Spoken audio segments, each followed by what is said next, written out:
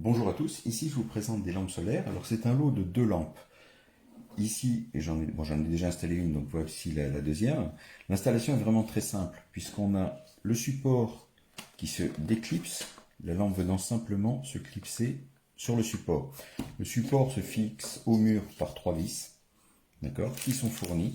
Vous avez 3 vis avec 3 chevilles, donc il suffit de marquer les trous, percer, fixer le support et venir enficher la lampe dessus.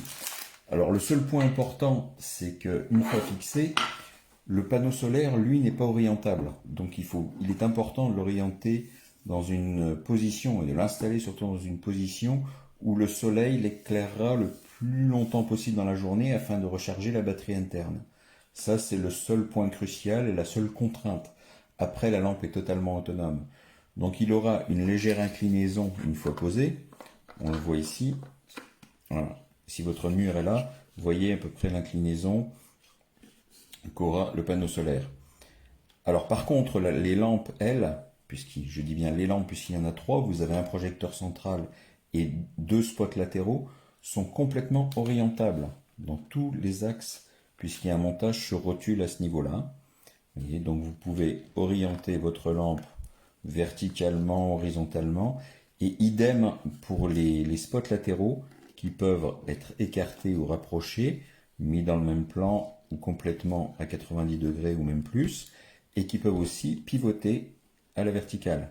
Donc ça, c'est vraiment très souple. L'éclairage s'oriente parfaitement. Encore une fois, la seule contrainte est le panneau solaire complètement fixe qui, lui, est lié au support.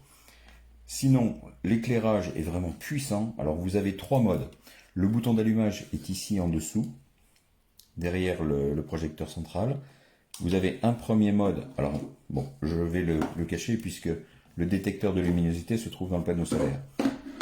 Donc, vous avez donc un premier mode avec un éclairage constant en puissance moyenne. Vous avez un éclairage avec le détecteur de mouvement activé, donc qui est en puissance moyenne. Alors là, voilà. Il est en puissance moyenne en continu, et dès qu'il y a une détection de mouvement, on passe en puissance forte pendant 30 secondes. Ensuite, il se désactive, il revient à l'éclairage moyen, et le dernier mode, c'est en fait un éclairage éteint. Alors, je vais essayer de le montrer. Il faut que je tombe sur le bon, bien sûr. Qui, lui, il est éteint en permanence et il ne s'allume que quand il y a une détection de mouvement. Si j'arrive à le retrouver, voilà, c'est celui-ci.